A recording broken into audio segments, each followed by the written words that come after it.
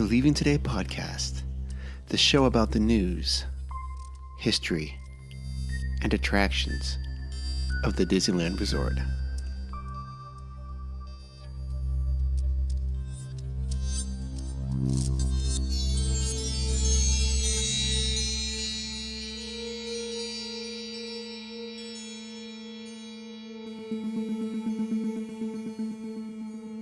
Well, come on, Wendy. Let's go. But where are we going? To Neverland. Neverland.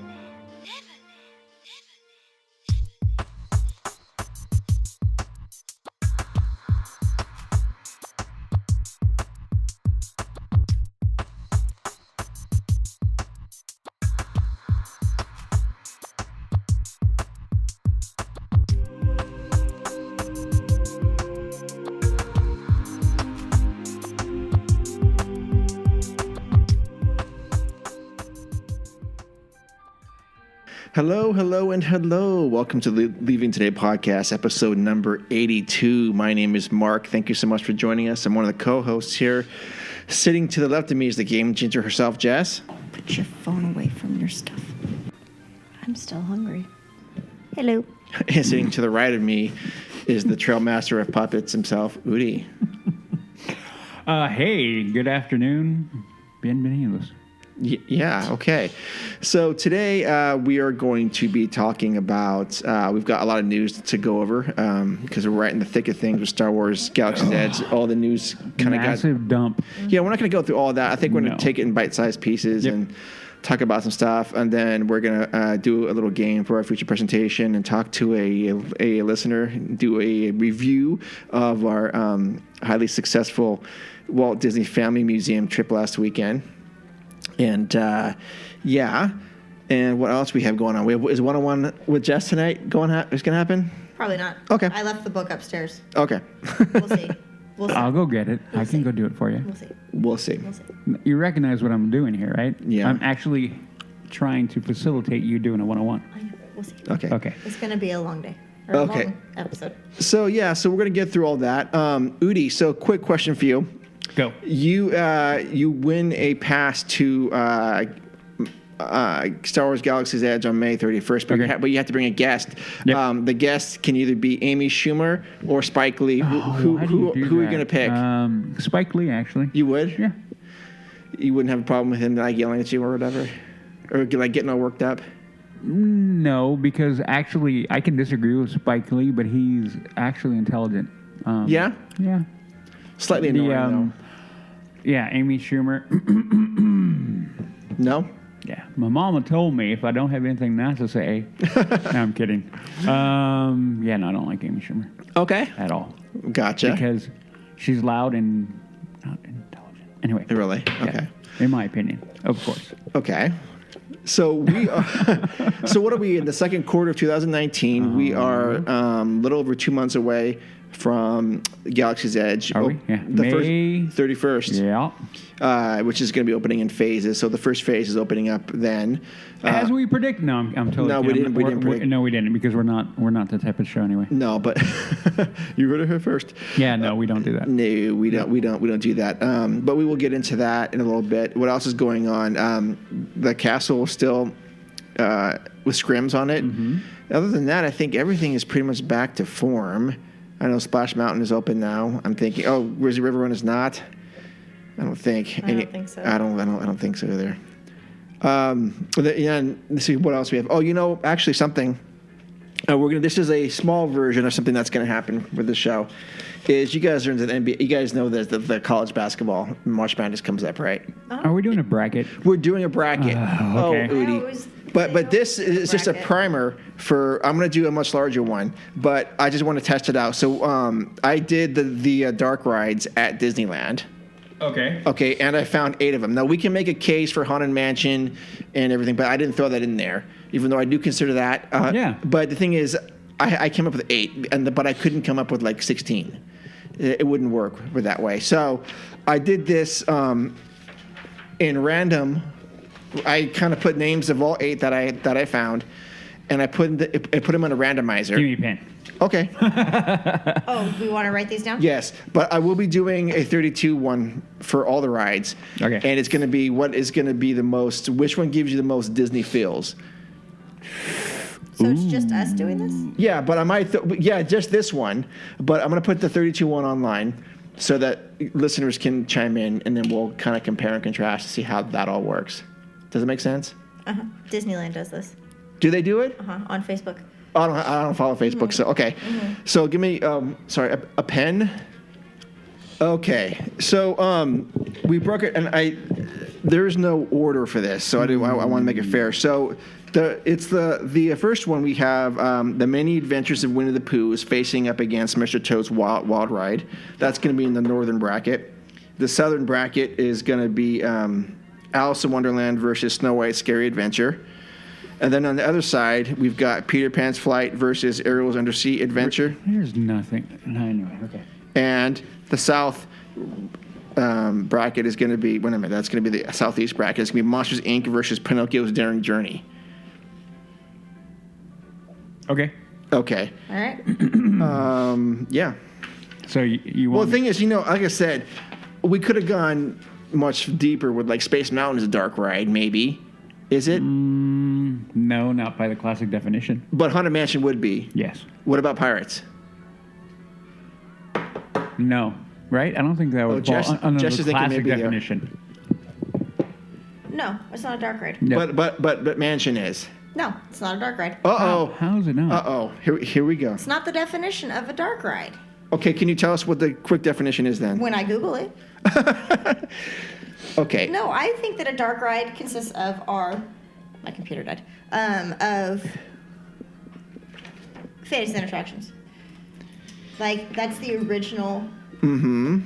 That's what a dark ride is. Mm-hmm. But Many Adventures of Winnie the Pooh is a dark ride. Yes. Okay, but it's not Fantasyland. No, but it's that same genre. Oh. That, what's the word I'm looking for? It's of the same ilk. Yes. A dark ride or ghost train is an indoor amusement ride on which passengers aboard guided vehicles travel through specialty lit scenery that typically contains animated sound, music, and special effects, and it has a picture of pirates. I don't agree with that. And it has a picture of pirates? I don't agree with that. How is Haunted then not? I don't agree with that. Because I don't think pirates is. Because you have to put pirates in that. No, Pirates, I agree. But that's the But definition. Mansion? Nope. Uh-oh. Hey, look, you're getting email now. No, that's a text. Oh. Okay. Maybe it's Disney saying what a dark ride is. What up? No, it's your friend saying I'm hired. Okay. That's what it said. You're welcome. Doing what I can do for the people that I somewhat like. So, I don't know. I just don't agree with it. But okay, fine. Okay, but look at these 8 rides. Do you consider the 8 attractions? Do you consider them all to be dark rides? Yes. Yep, I do. Yes, all of them are. All of them. Okay. Those are all dark rides. Did I miss any that you would consider could be in this mix? Yes, but Could you, wait a minute. Could you technically put in, and I hate to say it, Yes. but Cartoon Spin? Yes, Okay. I just thought about that. Yep.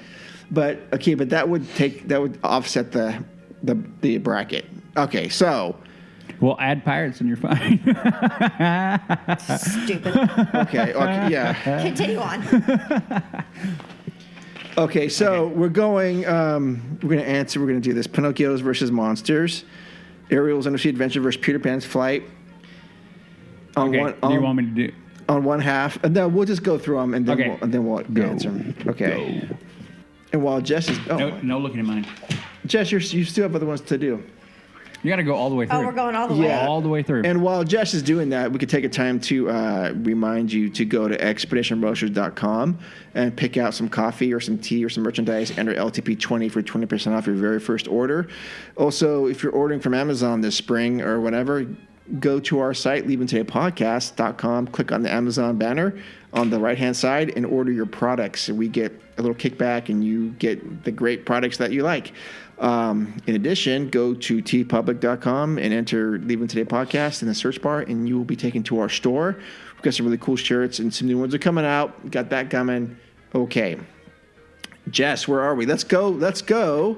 Many Adventures of Winnie the Pooh versus Mr. Toad's Wild Ride. Udi? What do you think I'd put? Well, I know what you put, Mr. Toad. Yep. Because you know better. That's what I put. Yeah, Mr. Toad. Yep, Mr. Toad. I think we all agree, right? Wins that one outright. Yep. Yes. Yep, okay. The bottom bracket is Alice in Wonderland versus Snow White's Scary Adventure. Snow White. Snow White. Oh, I have Alice in Wonderland. Why?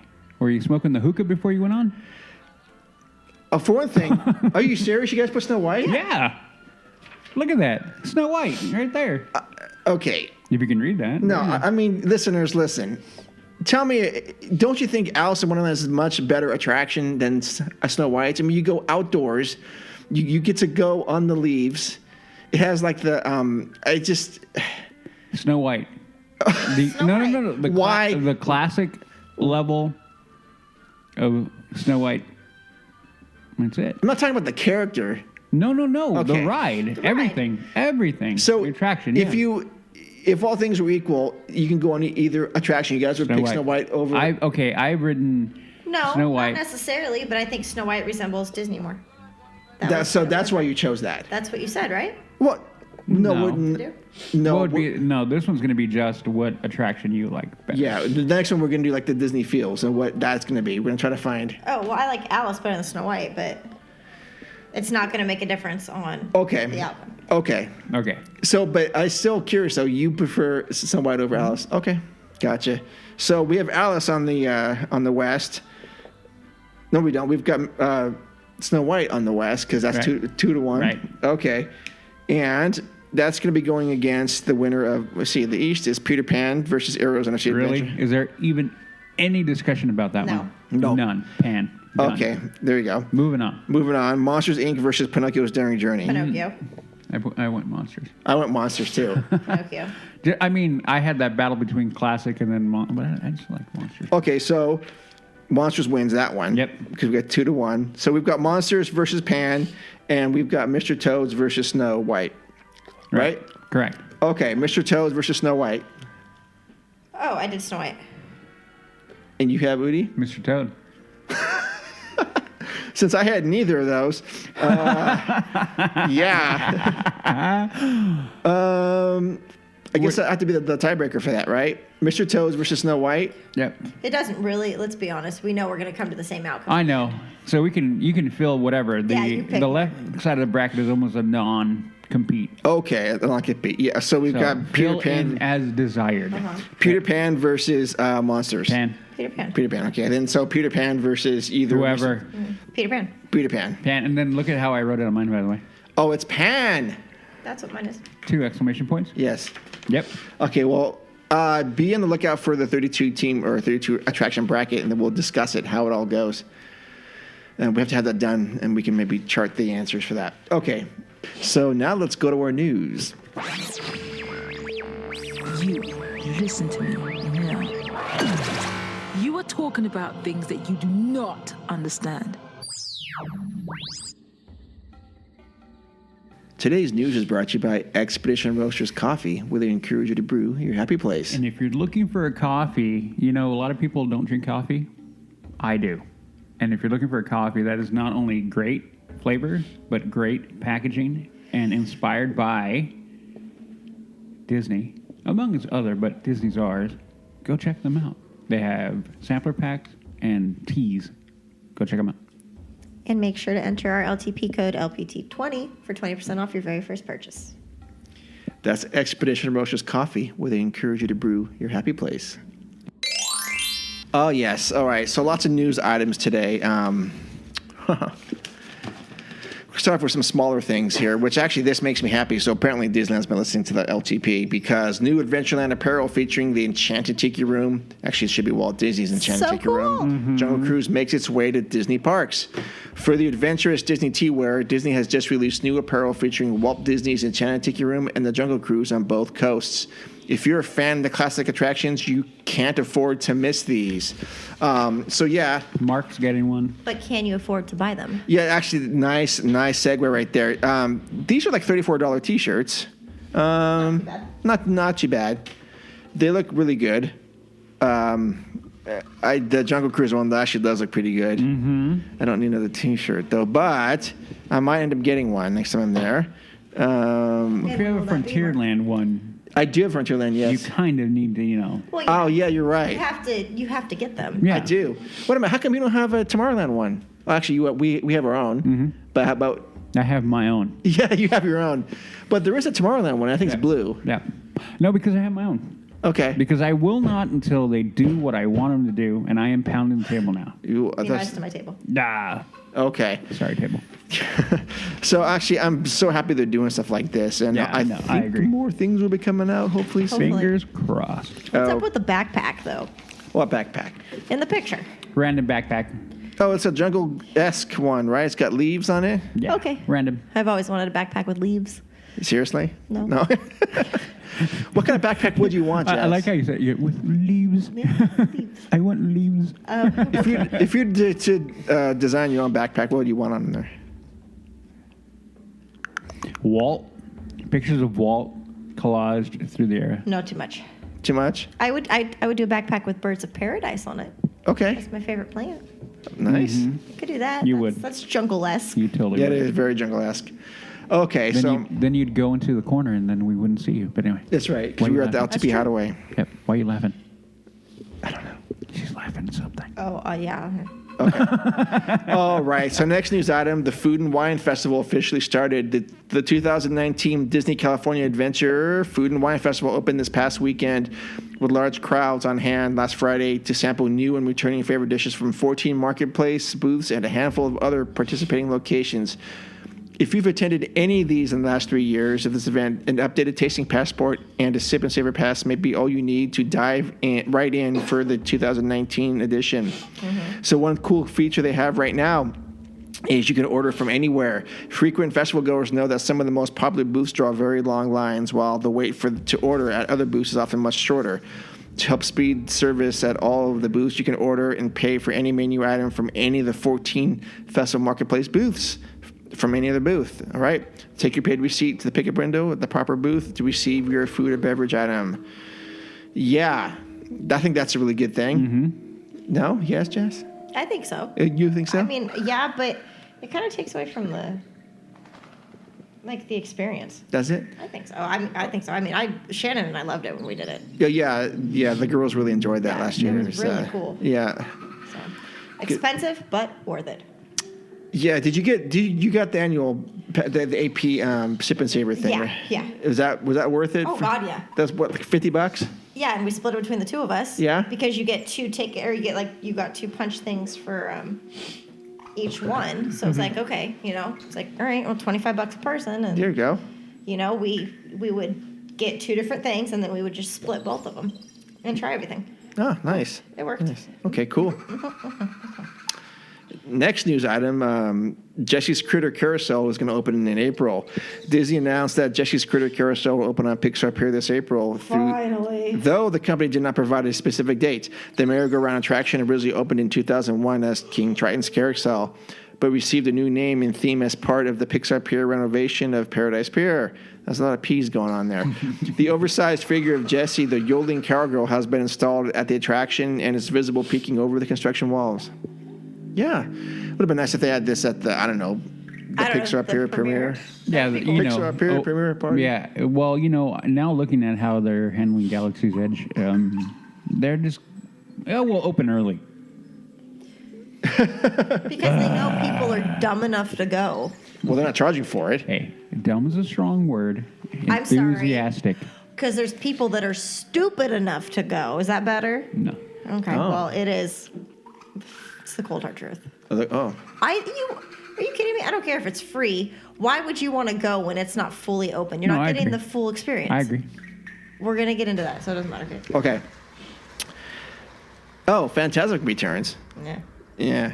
Fantasmic is scheduled to open actually March 8th following refurbishment. When the show returns, the show's fountains and projectors will be put to use to provide a new viewing site for the Mickey's Mix Magic nighttime show along the rivers of America. Barf.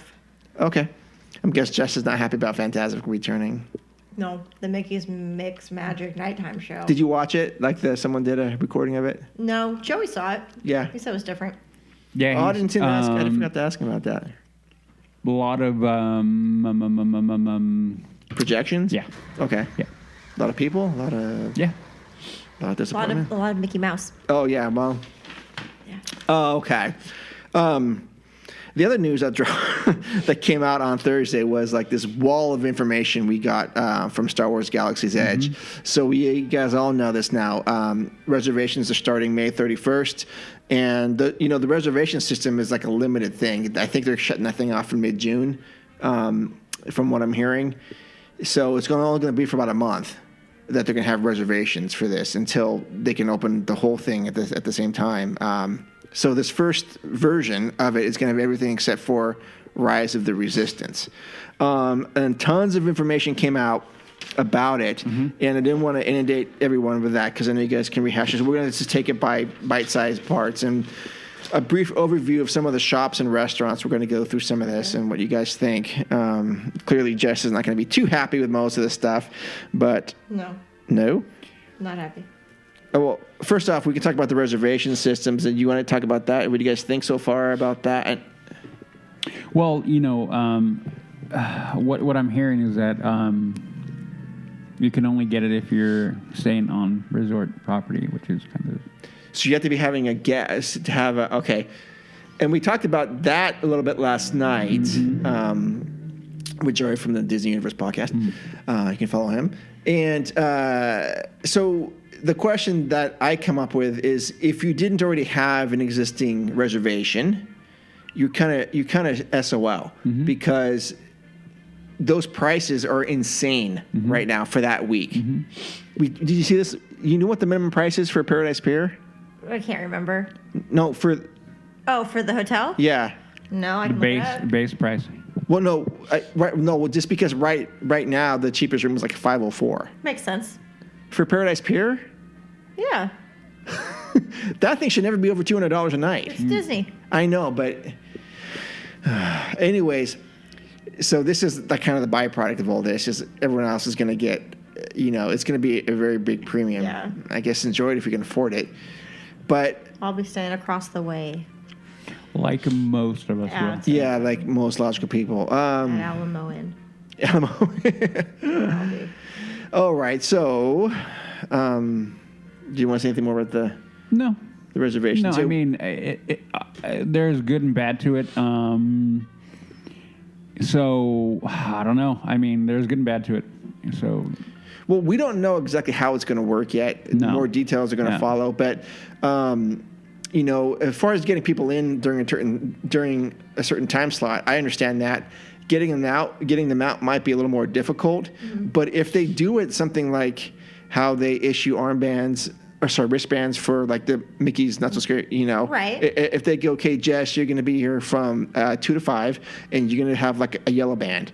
And Mark, you're going to be here from 3 to 6. You get like a blue band. Okay. I can live with that. So after like 5 o'clock, if someone sees you, they're going to say we'd ask that you leave the park or this area now or something like that. Excuse me, miss. Well, Yeah, it makes sense. They're going to have to.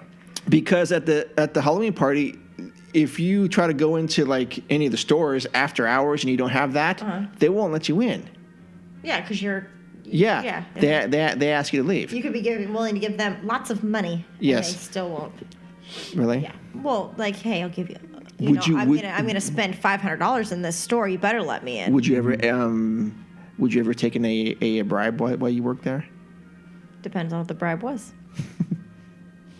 no. $200. For what?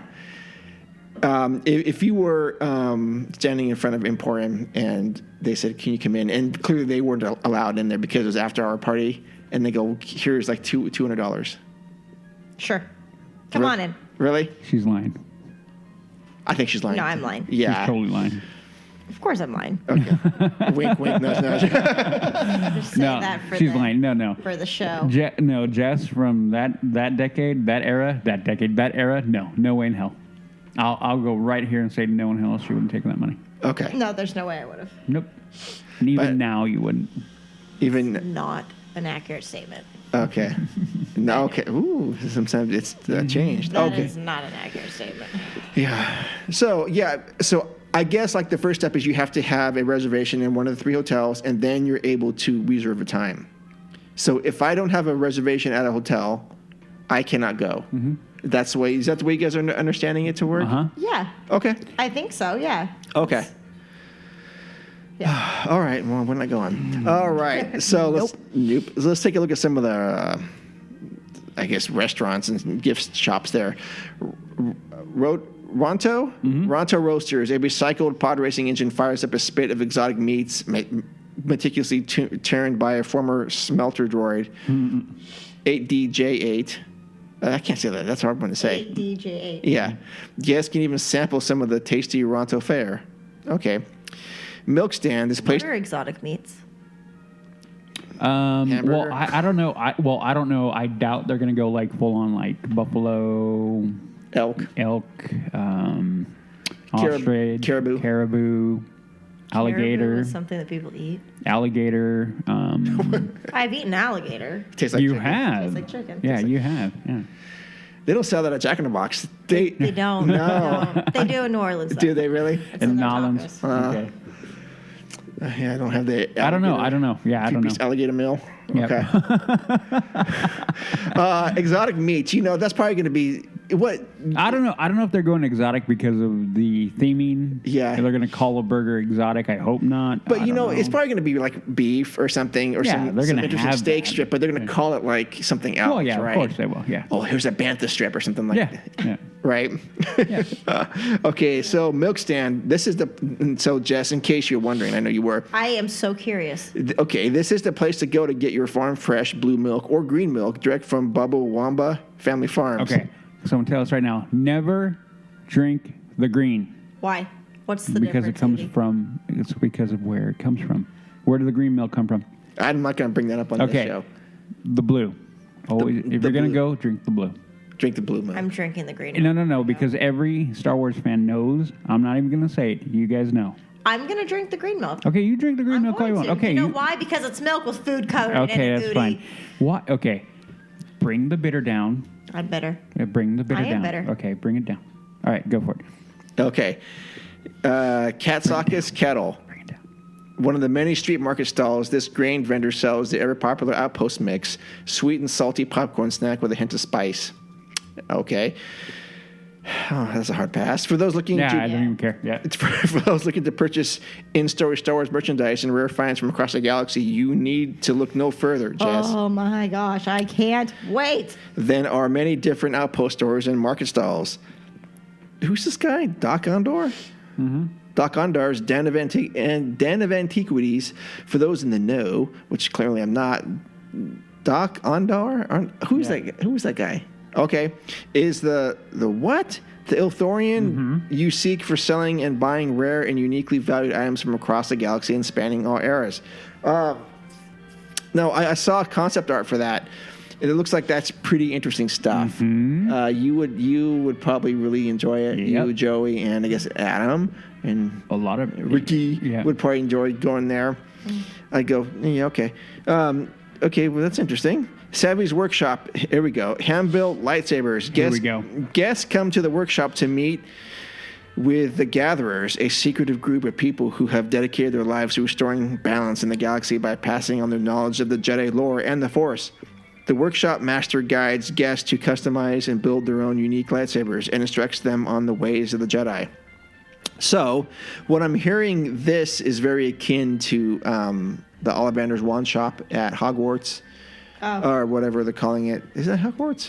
No, not Hogwarts. The Wizarding World of Harry Potter. Yeah. I'm sorry. Hogwarts is a school. Yeah. So you don't just walk in. They take groups of 10 to 15 people, and you are personalized with someone. I guess a gatherer who's going to talk to you and let you pick it out. That'd be kind of fun, right? Yeah, I'm all in. You are all in. Yep. Quick game, Jess. Yes. $150 over and under that Udi would spend on a lightsaber. It depends on what color the light Oh, is. there's only one color for Udi, so And is it like legit? as legit as a lightsaber can be, Jess. Okay, then over. I say over too. Over. Yes. And I want to be there because Udi doesn't spend a lot of money, but would be something that he'd be excited about. Yeah, I have to really like something to spend money on it. A lot of money on it. So you agree it's going to be over? Over. Okay. And is this something that you would actually try to do? Yeah. Okay, you would say, okay, so you would say, we cannot leave this land, this is what we got to do. Well, I'd want to at least look at it and figure out if is it really all that, or is it like All that in a bag of chips. potato chips? Yeah, but I think if it is everything that I'm thinking it is, then yeah, we're gonna have to do that. Okay. Got to do it. Okay. August, maybe. Okay. Jess, Maybe would you August. do something like this? Hell no. Okay. I would not do it. I mean, I would actually go just I would to go watch. to watch. I would watch Udi do it. Yeah. And then, of course, afterwards, we would all play with it. Actually, we wouldn't. No, you wouldn't. You wouldn't be allowed. No, you wouldn't be allowed to touch it. We wouldn't be allowed to. No. No. Okay. So I'm actually very happy that they're doing this kind of stuff because I know a lot of people like this thing, I guess. Yeah. I think, yeah. Yeah.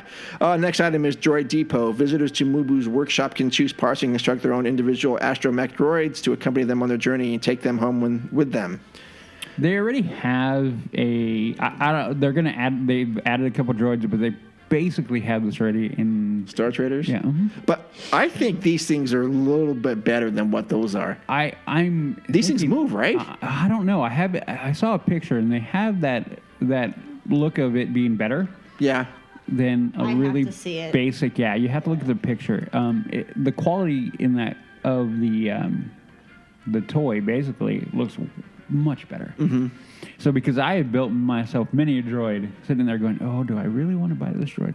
Mm-hmm. You've built Cool. droids? Yeah. Oh, I didn't know. No, I put them together. I've gone over and kind of hung out and put protocol droids together. Oh, at Star Traders. Yeah, Star Traders. Oh, And I don't think that's what this is. I think this is like a much better version of like what you're saying. Exactly. So I have to look at it. So, but yeah, I think it looks way better. Didn't they have like an off-the-shelf BB-8 thing that you could program and follow you around and do things? Kind of. I think it was like it had to follow your commands. I don't remember exactly how it was because I was thinking it's way too expensive for what they. That's what I'm thinking. This is something like that. I don't think it's gonna go because that thing was pricey. More than 150? Mm-hmm. Okay. I think it was like $300. Oh, for it. jeez, that's crazy. I could be wrong though. Okay. All right. First Order Cargo. A spaceport hangar bay serves as a temporary base and landing spot for the First Order. First Order officers have brought in crates of gear, uniforms, and other supplies to win the hearts and minds of locals and visitors at the Black Spire Outpost. I'm in. Yes. I'm in on that. I want to go in there and check that stuff out because I think First Order stuff uses better looking things. Yeah. Yes. Yep. Well, you're going to industrial to Earth. I mean, those are two basic, ends of it. Yeah. Okay. Resistance supply. Resistance members and local sympathizers, which Jess might be a local sympathizer, oversee a makeshift stall that supplies resistance uniforms, pins, badge, hats, helmets, jackets, maps, tools, training supplies, food rations, and other items. So this is basically just going to be they're just going to take a bunch of money from people. Well, yeah. Yeah, but we're talking to Joey last night, and he said he wanted to get some sort of jacket, right? Mm-hmm. And he's like, "Yeah, I don't need it. It's really expensive." But you know what? Well, you go there. Okay, go ahead. So here's the point of that. Yeah, they're going to take money, but one of the things that you have to think about is that it's going to be part of the experience. Mm-hmm. So why do you get anything at Disneyland when you go? Not everybody does that. Like I said, we've talked about before what we take home is like, look at 13. Mm-hmm. Her pins, while not super expensive. No, she loves her pins. But it has to do with the experience. So, it's going to be pricey, but if it's worth it and like something that is really freaking cool, which again, everything sounds good. They can write up anything to make it sound like it's going to be amazing, but proof is going to be in the pudding when we get there. Mm-hmm.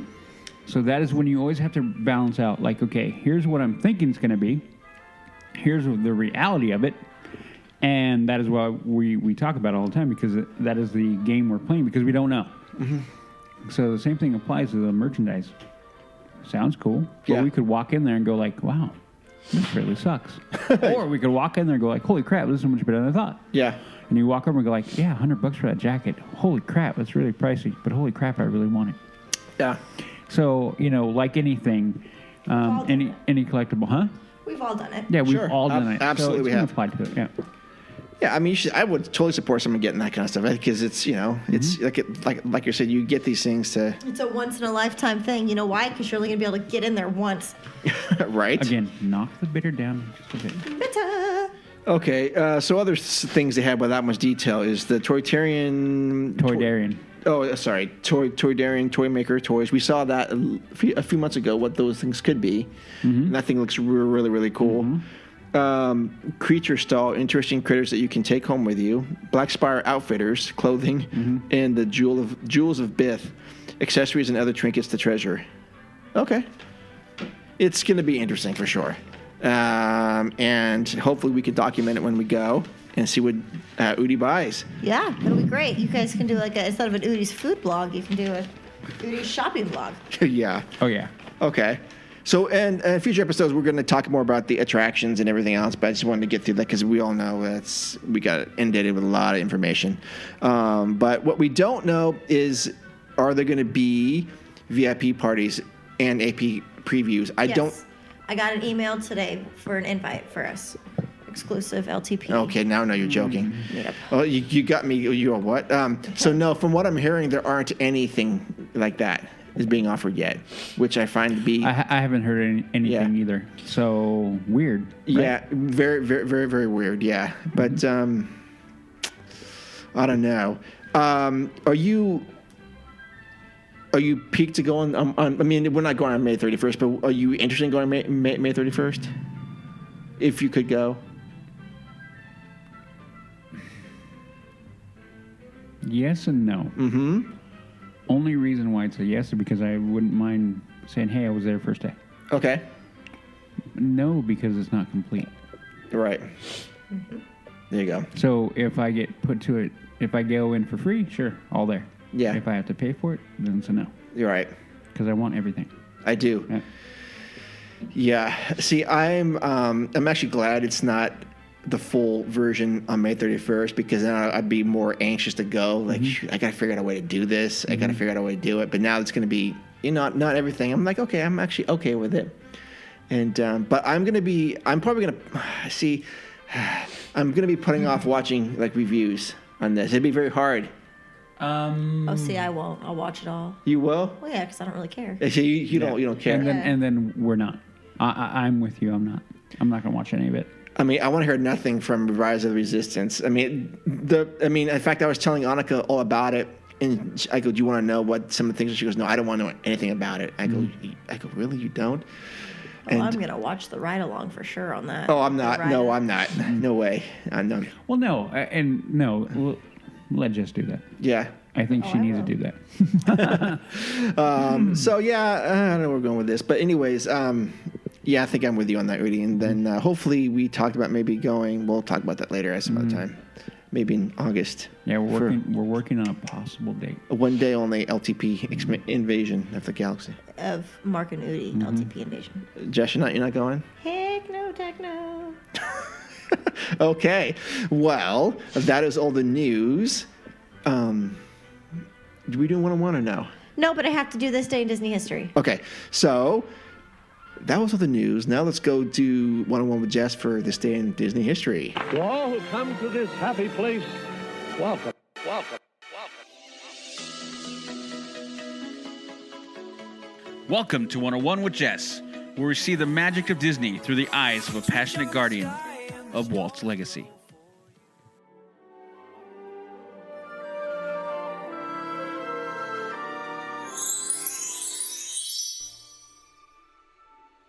And so I was supposed to mention that Adam tried their Expedition Roasters, their coconut coffee that we gave them with their mugs, and they really liked it.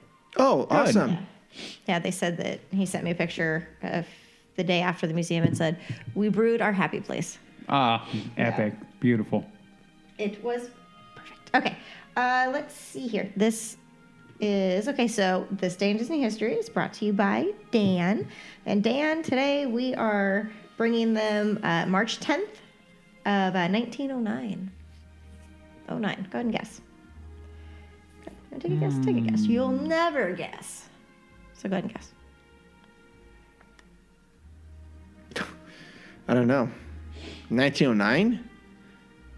Uh-huh. Well, Elias Disney moves. They moved the family from... Yeah, I have no idea.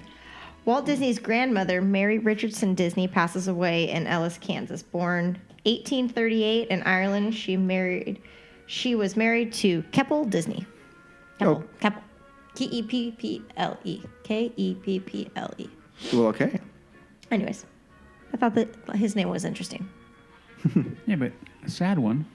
Did we get one more or no? No. You're going to leave it on a sad note? I always leave it on a sad note. We just talked about Galaxy's Edge. You left me very sad for like the next 6 years. So. God. Okay. Yeah. All right, so let's move on to our feature presentation. Oh, sorry, our feature presentation. Thank you. I'm like, where are we doing right now? And now for our feature presentation. Say we're gonna have two parts to this feature presentation. We're gonna talk to Adam. He was one of the listeners who actually him and his girlfriend made the trek up from Tustin or Tulare, whatever, one of those places, one of those tea towns that's south of Fresno. And we're gonna hang out with us. Yeah, we're gonna talk to him for a little bit, and then we're gonna do a quick game. All right. Hey, LTP listeners, we want to have a special guest on right now. This is one of our listeners, actually. This is Adam from Tustin. Hello, Adam. Thank you so much for joining us today. Hey, thanks for having me. We're actually from Tulare. Oh, Tulare. Oh, Tulare. So yes. Redo that. Oh, should I redo that? I don't want any confusion. Most people don't know where it is anyway, so it's fine. Okay, there you go. Go Tulare. Well, might as well be accurate. Well, yeah, might as well be accurate. See, now where is Tulare? We are about an hour south of Fresno in Central California. Okay. Okay. Awesome. All right. And recently we got to meet you last weekend in San Francisco at our first, hopefully our first annual Walt Disney Family Museum trip. So first off, thank you so much for making the trek up there. Yeah. Thank you. Well, thanks for putting it on. I mean, it was kind of almost a once-in-a-lifetime experience, and we had a great time getting to meet Marcy and Michael and all that. Yeah, it was really cool. They were great. Yeah, well, great. I mean, so what? How long have you guys been listening to the LTP? I've been listening for probably about 6 to 8 months. I was actually listening to another Disney podcast, and then they took a hiatus. Oh. And when they came back, they had retooled, and it just wasn't the same. In fact, it was the other podcast that Michael Bowling did. Yes. At the time. And so my girlfriend Margie turned me on to you guys. Like, she came across a post or something of yours, and so I'm like, well, I'm looking for a Disney podcast. So I started listening to you guys, and was happy with the podcast and been listening ever since.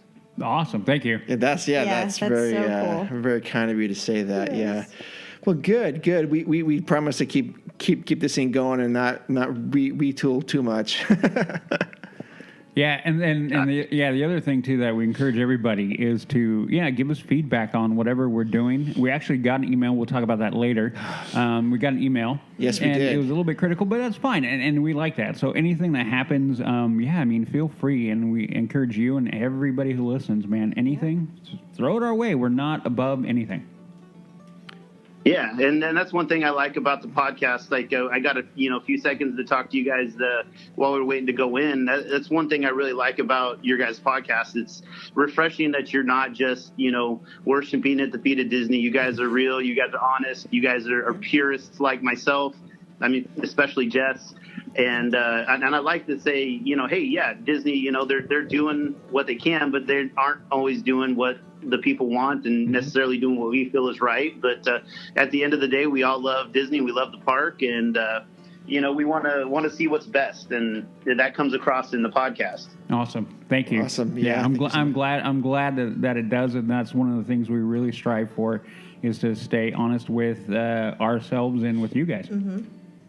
Exactly. Perfect. gift. Yeah. All right. And so what were your takeaways from that trip? I mean, getting to hang out and meet people and stuff. And I'm thinking, was this your first time to the museum?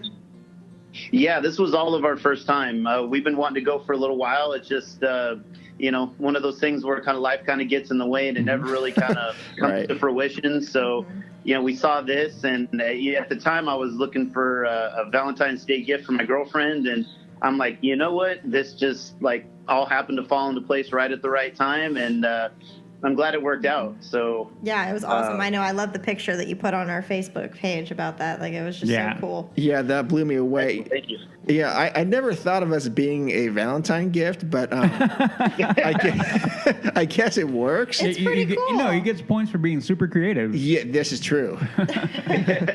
Yeah, we're big Disney files, and she's a little bit more about the movies and stuff, and I'm a little bit more about the land. So we kind of fit each other, and was one of the things originally in the beginning of our relationship what kind of drew us to each other is we're just such huge Disney fans. So it worked out. I love it. Well, there you go. It's totally awesome. I just love it. And the kids had fun. It seemed like they enjoyed themselves. Oh, absolutely. Good. And so what was a couple of things that you learned from the museum that you didn't know before, or what piqued your interest from that? A lot of the stories and stuff that Michael told as he kind of gave us the kind of unofficial tour or whatever, just some really great stories that a lot of times don't come out in, standard publications or gets mentioned at the museum and stuff. But I definitely like the emphasis on Walt himself and what he did. I thought the stuff about the commissary was very interesting about how he subsidized and kind of did that to make sure, the editors and stuff stayed on site, or I'm sorry, the animators stayed on site. And just the whole, as we got to kind of see that as they talked about the studio moving forward, there was a lot of ways that the Disney company was ahead of its time, whether it came from Walt or somebody else. We all know he was one of the biggest hiring of women at the time, and doing stuff like the commissary, and then the way he created this kind of family atmosphere in his studio for as long as he can. And we see a lot of people like Google and other places doing stuff like that now. It's outside the norm, and it just takes creativity and workmanship to the next level, and it was just groundbreaking for the 30s and 40s. Definitely.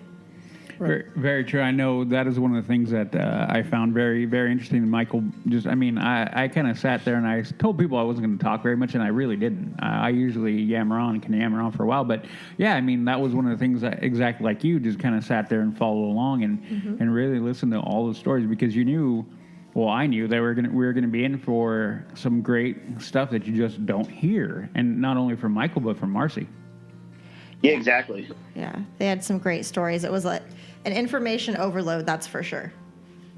Yeah, and we kind of were rushed a little bit. I would have loved to have taken 30, 40 minutes after Michael got done talking, and to look through some of the exhibits, because there's just so much good information there and so many things that you just don't normally see, the original drawings of or concept art of Mickey Mouse. We were just all kind of in awe of that. So it would have been nice to add a little bit more time. I know people were rushed, but definitely a lot of great stuff that they were able to give us during that tour. Yeah, definitely.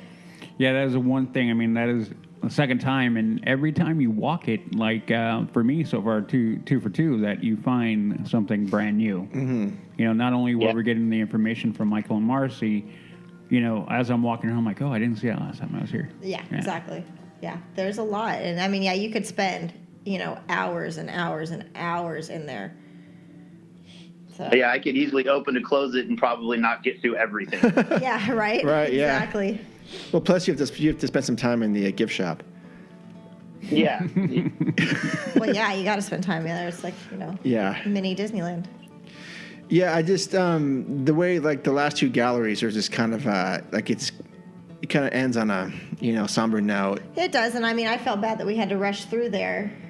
Yeah, because we're up against the clock and stuff. Against the clock. Yeah, that's it's the best one. But is it? Yeah.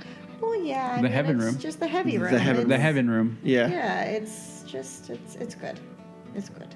But yeah, so it's definitely worth like going through again and, you know, catching things you didn't miss. And it's cool when you kind of have your own time that you can be able to go through and do that. So.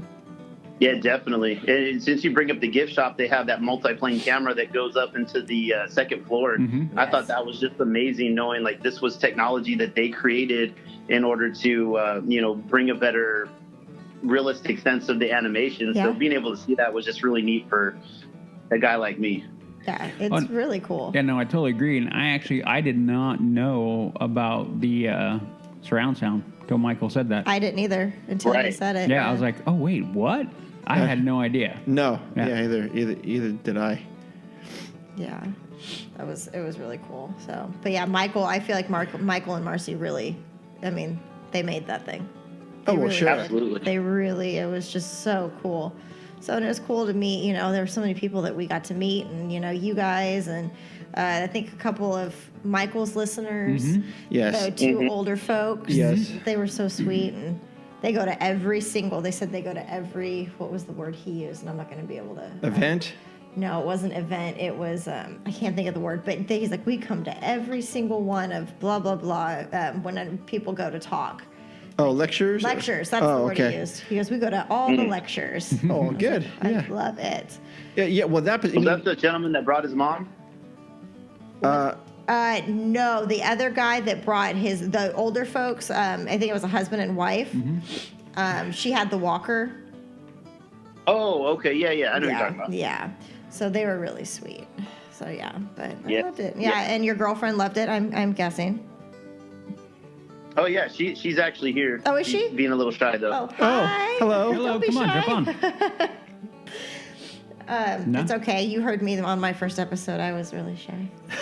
I didn't want to do it. So, Should have taken pictures of that. But anyway, anyways, off yeah, topic. moving But anyway. on. Yeah, but So do you want to relay her thoughts, or does she not want to get on? I mean, it's fine. I want to hear from you her wanna say too. something? I want to know from her too. No, I'm busy planning our next trip. So Oh, there you go. Epic, beautiful. So what did you take away?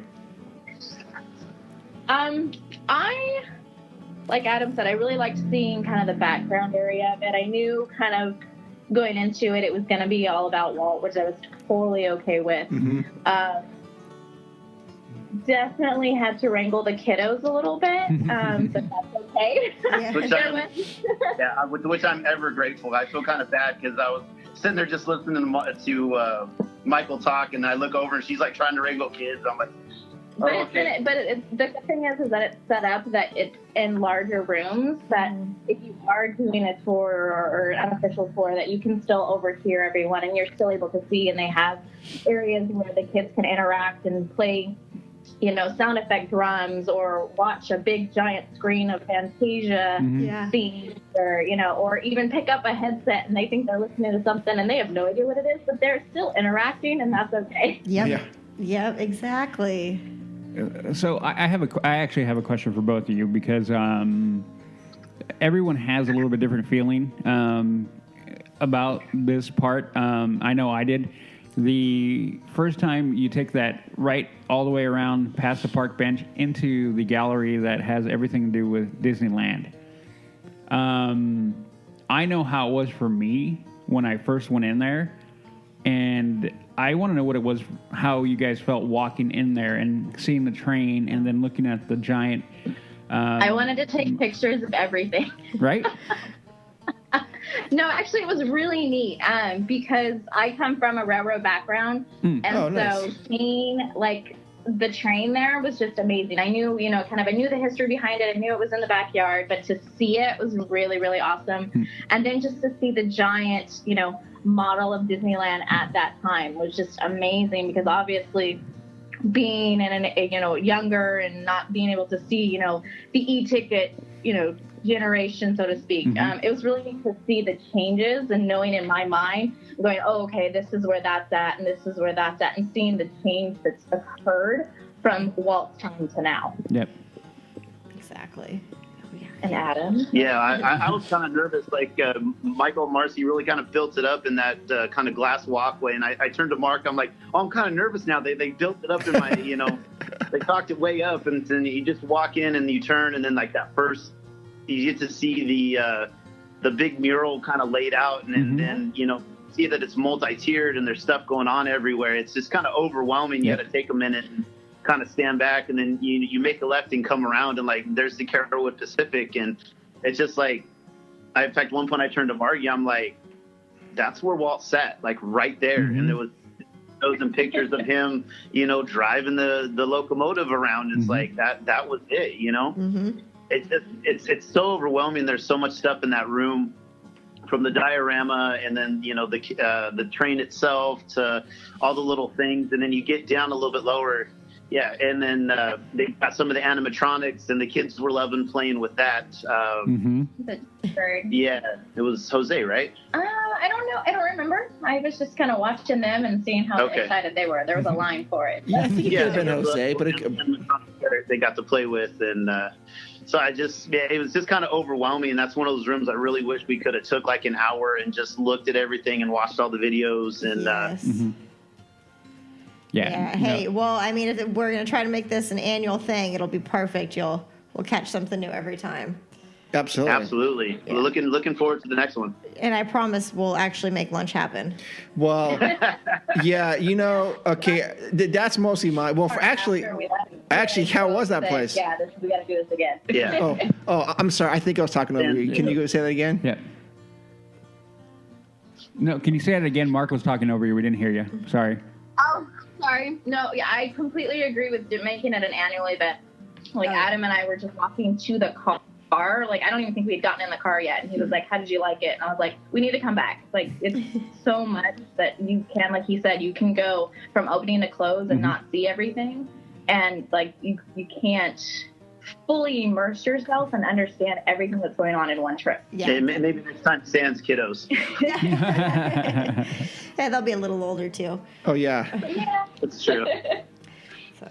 Yeah, and that whole lunch thing afterwards. I tried to find some place that we could all go to. Ideally, I wanted to stay on the Presidio, but there's nothing open on Sunday.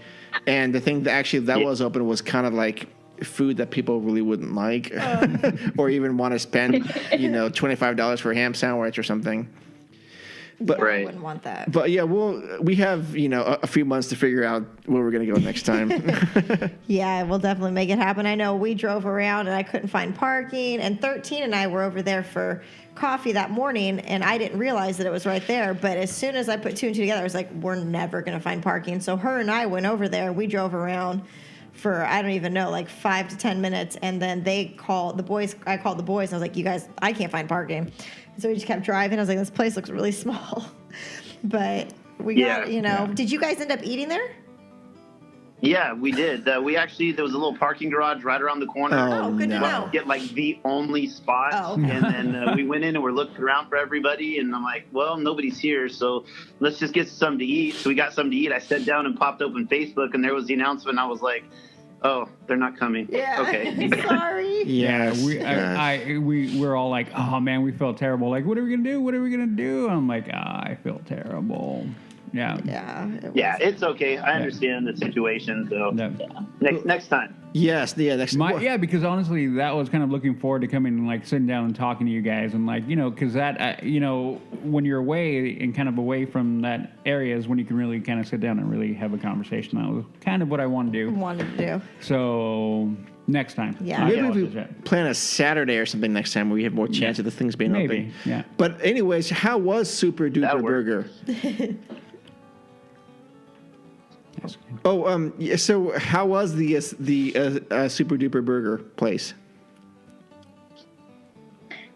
Like Adam said, it was quaint. It was really small, but it was good. I had the garlic fries. Ooh. They did not rival the Cafe Orleans fries, but they were up there. Yeah. Okay. Yeah, it was a good burger, and we found a place outside, and people watched, and they got the free pickles. Pickles were really good, a little spicy, but not enough to deter somebody. So it was really good. Awesome. Okay. Shoot. I know. We missed it. We did. Okay. Next time, boys. Next time. Well, yes. So while we have you on the line here, so let's talk Disneyland real quick. What are your favorite attractions? I want to hear from both of you guys. Like, what are the essential, like, you have to do this or your trip is not going to work? We actually kind of talked about this yesterday because, we said, okay, like when we go to Disneyland next, like what is the things that you do? And Adam is more rides and I'm more entertainment wise. Okay. Like growing up, I always loved like the Tiki Room and I loved the Country Bear Jamboree, which isn't there anymore. Super sad, but me too. And the food, like you can't go to Disneyland and not have food. Well, so true. Okay. Yeah. But I think like some of the rides, Jungle Book is one that I always Jungle Cruise. Nice save. To go on. And oddly enough, Indiana Jones. I don't get to be able to go on too much rides because I have motion sickness, and strangely enough, I can go on that one and be weirdly okay. So lucky you, one of my favorites. Yeah, Adam, what about you? I know I'm going to get a lot of hate for this, but I've been a Star Wars fan all my life until Disney got a hold of it. And Star Tours is my jam. It always has been since it opened. I love the ride. I love the way that they redid it with the multiple scenes and stuff. Mm-hmm. Like as a kid being like 13, 14, I'm like, you know what? They need to have more stuff. We need to go to more places. And so I was really happy when they did the update and they did that. So, I agree. No, I feel I had to ride that solo last time. All by myself. Oh man! Well, next time you go, give me a call. I'll go with you. Deal, because I always am looking for ride partner for that one. Well, I'm sure Joey would go with you. Joey would, but it's Joey. No, I'm kidding. Joey, I love you. That was I mean, I can do it, but it just makes me. So Adam, if Star Tours is down. I'm sorry. So if Star Tours is down, that would kind of make your trip not happy or not a good one? No, I mean, there's still so much going on at Disney. Like, I'm very much a theme person. Like, we go to Magic Mountain and stuff, and it's just not the same as Disneyland because I enjoy the theming and just kind of the immersive qualities that Disneyland has. So, like, even if Star Tours was down, there's still a lot of other great stuff going on. Space Mountain, Matterhorn, Big Thunder. I mean, even the little stuff, Astro Blasters, Haunted Mansion Pirates, like all that stuff is just, all the hits. Yeah, it's not just one thing, but like Star Tours is my main jam when I go. But I mean, it's all of it. Great. Excellent. Now, what is your favorite place to eat there? What is your favorite snack?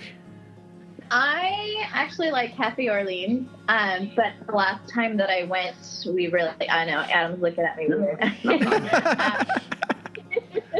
But I just like it for, you can sit outside, it's got good food, you can sit outside, people watch, but the little kind of hidden gem that I liked last time that you guys are probably well aware of is the Hungry Bear. Underneath, you can kind of hide away for a little bit and just gonna regroup and then head out, and there you go. Yeah, definitely a place to eat for me is Hungry Bear, just for the atmosphere. You get to sit by the rivers of America and watch the boats go by, and it's quiet, it's out of the way, like Margie said. The food there is not spectacular. I mean, it's standard fare, but I mean, you can always get a funnel cake, which is like one of the things I love to get. I'm a bit of a foodie, so I'd love the funnel cake and sit under there. And I got to get a churro when I go. I mean, I love the churros. I mean, that's you got to have a churro when you go to Disneyland. You just have to. Exactly. So, what do you like on your funnel cake? Is it the strawberry version? You know what? The last couple of times I've been, I've tried to get some of the specialty stuff that they do. That's not always there. Okay. I can't even remember. It's been a few years since I've been. But yeah, they usually get for the standard fare, get the strawberries and the cream and whipped cream and stuff. So nice. Yeah. Excellent. All right, so Hungry Bear and then Cafe Orleans. Got it. Okay. So, to you, is Disneyland better at day or at night, and why? I pondered this question, and there's so many good things about both. Mm-hmm. Like during the day, you can see a lot more. You can see all the little nuances and stuff. But then again, at night, all the lights lit up just make things so much more magical. So like, I'm torn on the issue. I have no answer for you. I'm sorry. That's all right. Okay. Margie? I agree. One of my favorite moments is when it's nighttime and just kind of like looking down Main Street at the castle when it's not in refurbish mode, and just seeing seeing all the lights from all the stores, and then just kind of seeing the castle off in the distance. And that's, to me, that's like a good ending to the day. But I go to Disneyland for the details, and you don't see all those details except for like kind of during the daytime. So I'm with Adam on that. Like there's goods and bads for both. So. Well, it's true. I'll say one thing for the night is when you're going on Big Thunder, Matterhorn, and you come around and just you're looking over the park and all the lights and stuff. Mm-hmm. It is pretty magical. Yes. Oh yeah. I do agree. Absolutely. Hence why I miss Skyway. Yes, I miss Skyway too. Sorry, guys. Yeah. I know. Yeah. I'm trying to think of our. We've got a couple other questions that we typically ask. If you guys could pick one era to be in at the park since 1955 and onward, which era would you want to be in, and why? I'm going to go all the way back to the first decade, only for the fact that I would have the potential to run into Walt in the park. Oh, that's interesting. Yeah, there's a lot of stuff back then that was gone, but like the idea, like I could be just strolling through, looking through my ticket book and look up, and there's Walt Disney, walking up. Hey, how do you like the park? The opportunity for that would just like blow my mind. Oh yes. Yeah, that's a good answer. Oh yeah, yep. It's a fantastic answer. Yeah, that happens a lot. That's what I would do. I mean. Yep. So between 55 and 65 is when you'd want to go? Yeah, more. I would want to do. Right I would want to do more 55 than anything. Okay. Just to be there when it started. Mm-hmm. It's the coolest thing in the world. Okay, right on. There's no wrong answer here. There is no wrong answer. Just good answers. So the other question we typically ask is, if you were to pick an attraction or a land or a part of the park that best embodies what Walt was trying to achieve with the whole Disneyland park, what would you say? What would you point to? Do you have an answer? Let me think about that. You go. Okay. I really wish they kind of would have done Liberty Street. I think that would have been really good because I know Walt was a lot about history and some of those other things, and like maybe that would have carried on into modern days. But I know, Great Moments with Mr. Lincoln is still very popular. I would have liked to see some more of those throwbacks.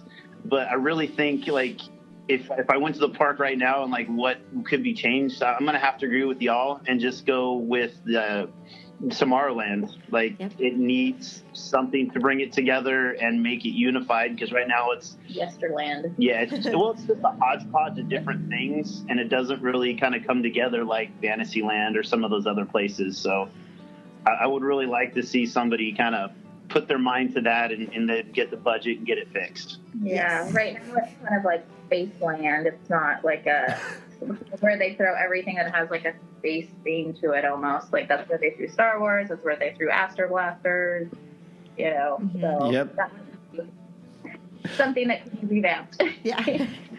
It'll come. It will come. Yeah. Yes. Slowly but surely. 2030. Yeah, 2030. Oh gosh, it's gonna be so far from now.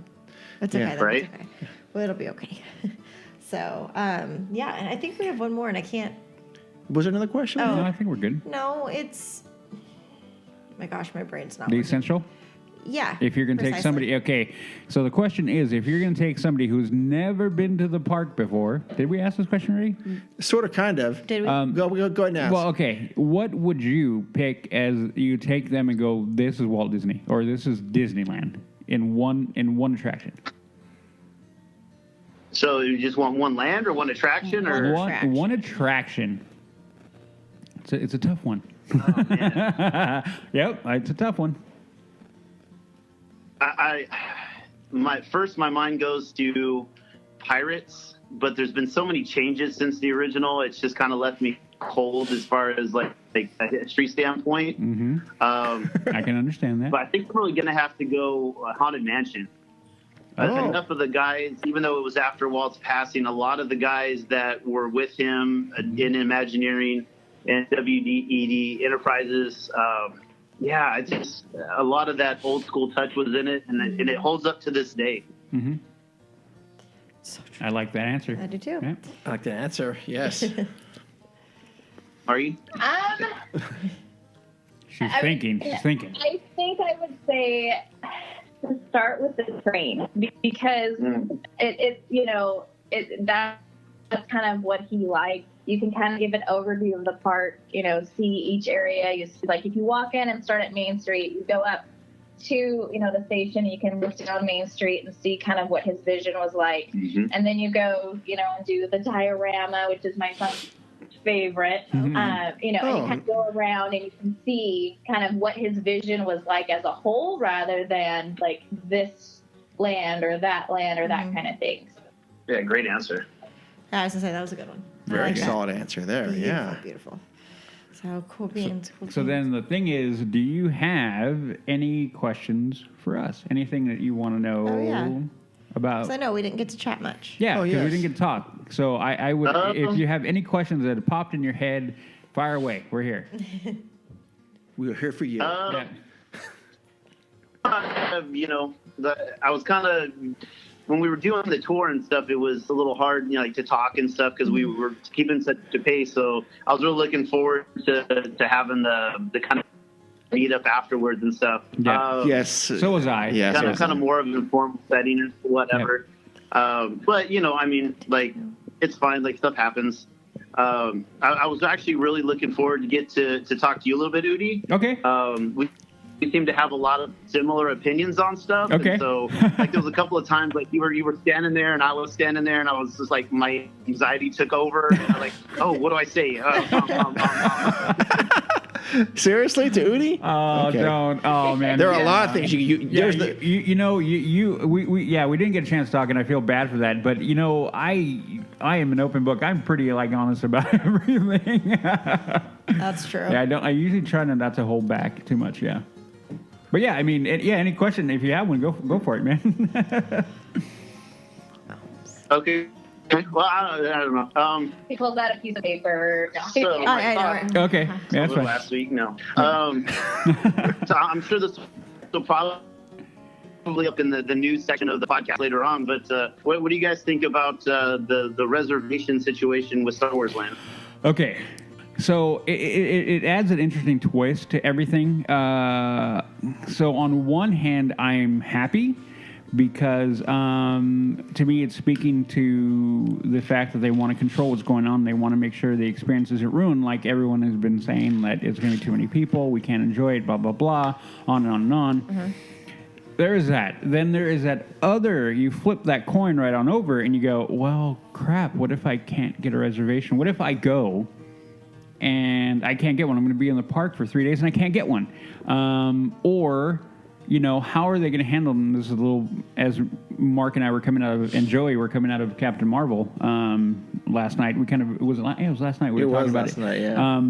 We kind of went well, how are they going to handle that, and how are they going to handle the reservation? They have to be on the premises because we're talking about right now the only people who can have reservation is if you're staying on resort. I mean, it's brilliant. Yeah. So right now we're like, well, that's crappy. So it's definitely one of those things that I like and hate all at the same time, like what they've done a lot to me lately. And then definitely going to have to play it out. I mean, that's really what a lot of this is going to be we have to play it out and see where it goes and what they do with it. What do you think? You know what? When they first announced it, they kept talking about this interactive experience. I'm like, how are you going to do that with shoulder-to-shoulder people? Like, there's not going to be any room to interact. It's going to be nothing but just herding cattle. Yep. And so when they announced it, I thought, man, this is brilliant. Like, to treat it like a restaurant and get reservations. Now there can be, only, X amount of people, whatever they decide the capacity is. Now there's room for people to interact and do the things that they're talking about, and maybe have some shorter wait lines. For the rides. I think them opening before Rise of the Resistance is done is kind of foolhardy. I agree. But I'm sure that there's a reason behind that. And then Margie actually came up with a really great point. You want to... Oh, I was thinking, if they're doing it for time slots, okay, if you have from 1 to 4 in there, how are they going to dump everybody out? And what if they do the wait time for one of the, kind of the big rides, and it dumps you out at the exit? Kind of like how Star Wars dumps you off at the store. You exit that ride, and you exit out into the park, and so that's the end of your time slot. I don't think that they'll do that. Because even if you don't ride the ride, how are they going to kick you out? But I'm sure they've probably thought of most weirdest things and scenarios. So, well, you would hope, but I don't have faith right now. They have a lot to prove to the faithful right now. Yes, they do. Yeah, definitely. So more, I guess the question for you guys, how did, and I'm probably sure this was on one of the earlier episodes, but how did you guys all meet, and what led you to decide to do a podcast? Do you want to run it, or do you want me to tell a story? Well, we actually met while waiting in line for Star Wars Galaxy's Edge. Yeah, we queued up. We queued up 8 years ago, and I've known Jess for many years. We worked together, and then I happened to be working with Mr. Mark over here, also, and we worked together for. How many years did we wind up working together for? I worked with Jess for about a year and a half. Yeah. But I played a lot of hockey, so I saw her a lot.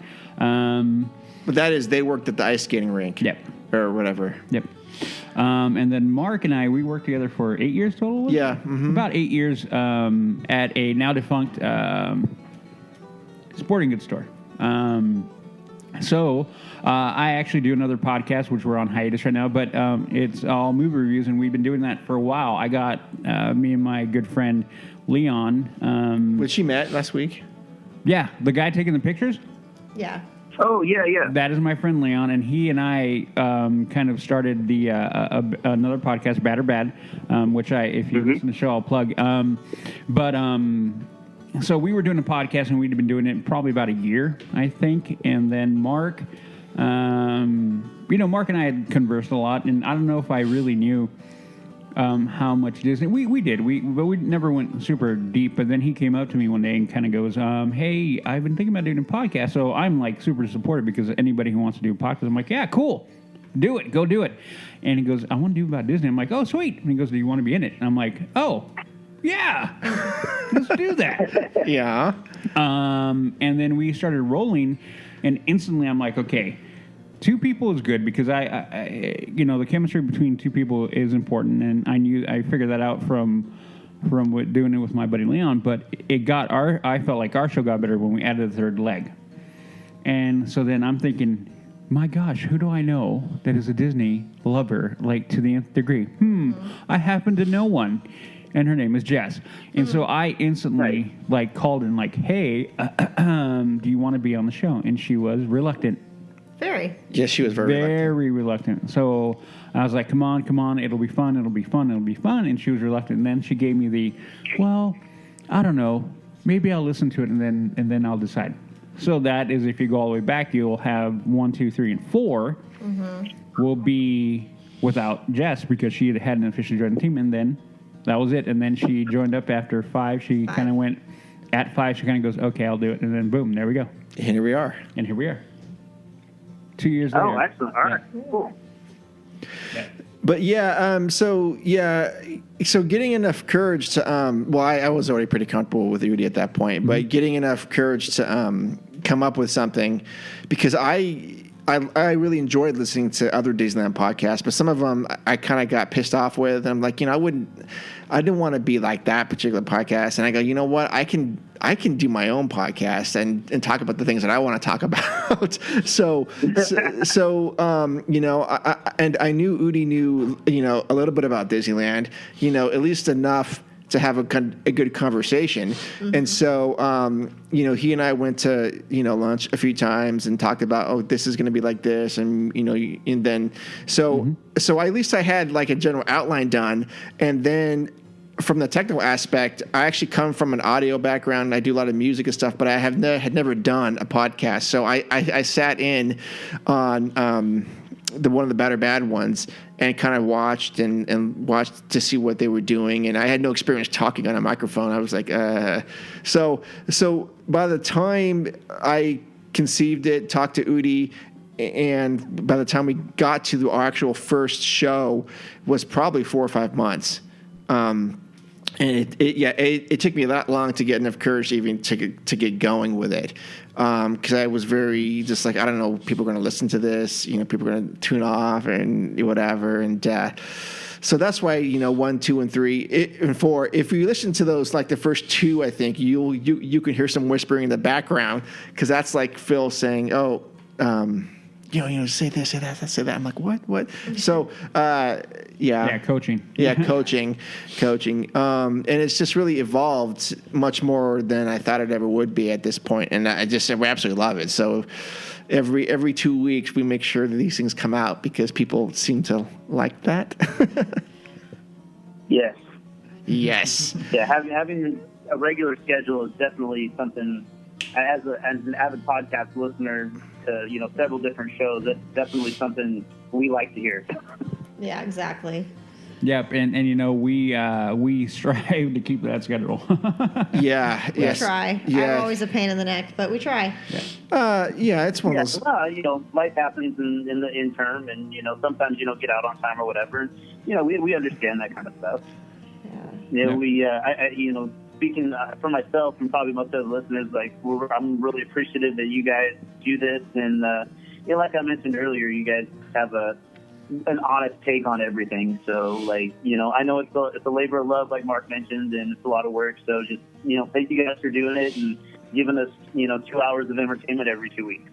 No, it's our pleasure. We love it, and we do it because we love the park, and even though, I'm on this bitter hiatus of, bah humbug Disneyland, but, it's still Disneyland. Yep. It is, yeah, absolutely. And and thank you so much for those kind words. I mean, there's definitely plenty of times where it's like, I'm thinking, crap, I have to get this thing done. And I know people are on the other end waiting for it, so that actually makes a big difference for me. So that does mean a lot. And, we always try to come up with different topics and different takes on things. And so, if you ever feel like we're not talking about something, please shoot us a message or leave a note and say, hey, why don't you guys... Wide open door. Always, yes. So any topic you want us to talk about, we will definitely tackle. I have no problem talking about whatever. Mm-hmm. And like I said, we're not always drinking the Disneyland Kool-Aid either. No. So... Sometimes. Oh, yeah, you got it. Yeah, and I just want to, I kind of want to mirror there. Yeah, thank you. I mean, we do it because you guys are there, and you guys keep on interacting with us, and you keep on giving us great feedback, and we feel that, and we just want to keep on growing the family. So I am super grateful that you guys listen like you do, and that you guys came up and met us. And I just wish we would have had more time, but we will take care of that hopefully. Next time. Yeah. Definitely will. So, but yeah, thank you guys so much, and thanks for chatting with us. I know we kept you on longer than we said, but that tends to happen, as you, I'm sure, have heard in the past. Yes. So we get to talking, and we just keep talking. So, but no, thank you guys so much, and I'm sure that I'll be chatting with you guys on Facebook and whatnot, within the time. So excellent, sounds good. Yeah, thank you so much. And when are you guys planning on going to the park? We're looking at May 3rd and 4th. Nice, very nice. Very cool. Interesting. That's a Thursday and Friday. May the 4th. No, it's a Saturday. Oh, it's a Friday and Saturday. Yeah. May the 4th. Yeah, it's a Friday, Saturday. It's smart to go. Yeah, we're trying to beat by going on Friday. We're trying to beat some of the weekend traffic. Yeah, and thinking maybe hit Disneyland Friday and then do DCA Saturday. And then I know it's like Saturday is going to be May the 4th, so like we're like, oh, now it's park going to be packed for Star Wars stuff. And then Cinco de Mayo that same weekend. So like, is that going to bring people in? So we're kind of juggling it around right now. Yep. Yeah, definitely smart to get in there before Galaxy's Edge, though. I mean, Before as the bad storm. as you'd want to be there, Yeah. it's like it's probably a good idea. Yeah, and that was the other thing is we know once Galaxy's Edge opens, like we're not going to be able to step foot in the park for probably 4 or 5 years. So Yeah, that's real. Yeah, that's a bell they can't unring at this point. No, so. they can't. So, yeah. Well, thank you guys so No. much, and we hope that you have a good night and a good week. Yes. It is, I'm like, it's Sunday, right? Yeah. Yeah. Hopefully, have a great week.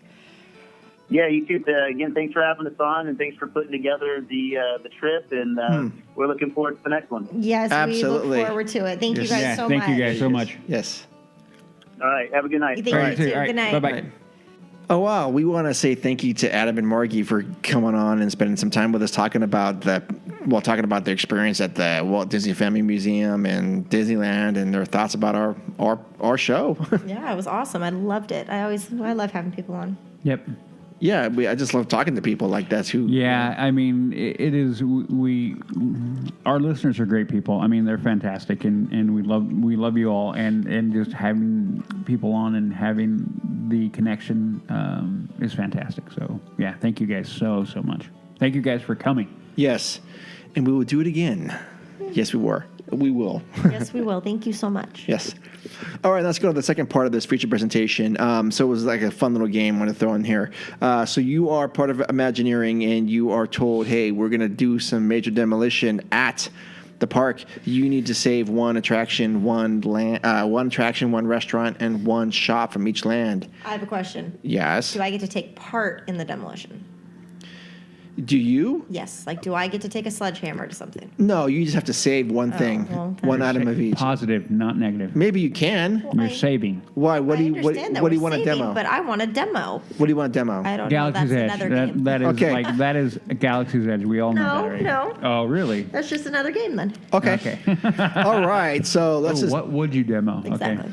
Okay. So be hard. You need a. I don't think you need a map because you know all these things. I really do need a map. I haven't Okay. been there in so long.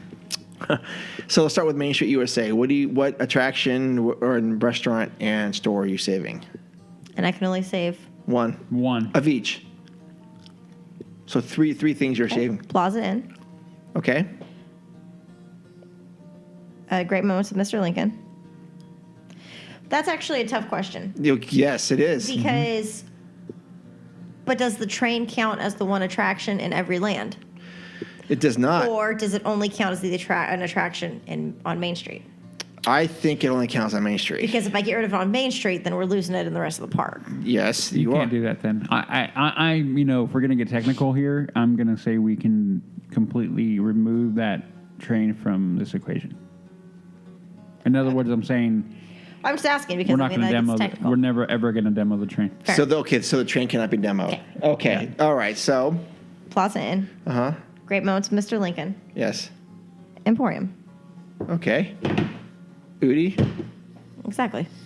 Plaza Inn, great moment. Emporium. Exactly. I'm like, oh, don't no, but, Yeah. but okay. She named everything that I would say. Okay, so actually, Mark would save Gibson Girl. All right, I know. I didn't you know get that I it did jump in my head. I'm like, Gibson Grill though. yeah, I didn't. What? But I did say Blow it the Disneyland Railroad, but I actually vacillated between that and Great Moments with Mr. Lincoln. But since we're taking the Disneyland Railroad out, I'll default to Great Moments with Mr. Lincoln, and Chris would be happy as well. So I'm picking that, and then I picked the Carnation Cafe. Just Okay. Not corner. I didn't save that. both of them were kind of like you think of that corner, you're like, But I'm with Jess. and I'm picking the Emporium to save. Yeah. All right, moving over to Adventureland. This is tough. Oh man, this one is I don't There's even really nowhere to eat there. So, Well, Tropical Hideaway. You're saving that. Well, you have that or Bengal barbecue. Well, that's going away Yeah. for sure. Bye-bye. Yeah, that's gone. Bye. Yeah. So, I've never even been there, but Tropical Hideaway, Okay. Jungle Cruise, and The store. The bazaar, right? Yeah, the bazaar. Yeah. Okay. So I'm with Jess and Tropical Hideaway. Uh-huh. The bazaar is really the only thing we have. Yeah. Here's where it gets tough for Udi. It is tough. I mean, there's 3 things in there, or 4. Attractions? Yeah. Mm-hmm. There's 4? Jungle Cruise. Yeah. Indy. Yeah. Tiki. And Treehouse. Okay, that's right. Okay, gotcha. You're right. I still wouldn't. Okay. There's that side of me goes classic side and go and to Walt. You got to. I mean, Walt Disney's Enchanted Tiki Room. Yes. No other attraction has his name. Right. That's correct. So there's one reason to keep it. Mm-hmm. Then you go to the Jungle Cruise. My God, it's a freaking Jungle Cruise. Mm-hmm. And then you go to my personal favorite, Indy. Mm-hmm. So I don't know. If I went on pure personal enjoyment, it would be Save Indy. Okay. Well, that's the only thing you can go for. So Save Indy, and then, but I don't feel good in saying that though. I'm gonna say that right now. Oh, that's fine. I feel like torn up inside. I said save the Jungle Cruise, save Tropical Hideaway, and the Bazaar. Mm-hmm. It doesn't get any easier, Udi. New Orleans Square is next.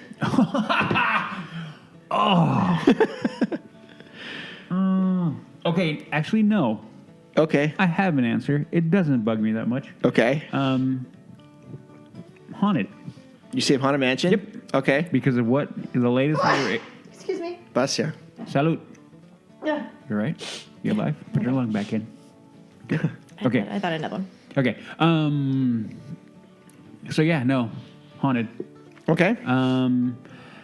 Shop. I like Pieces of... Yeah, Pieces of 8. Pieces of 8. And then, Can you see that, Matt, please? It's the Mint Julep Bar. Right? Just going to save the Julep Bar? How about Cafe Orleans? How about save the whole restaurant? No, isn't that the French Market? I'm sorry. French Market. Okay. Yeah, because I don't care about Blue Bayou. Okay. I mean, we're already going to blow it up anyway because we're going to get rid of Pirates anyway. Okay.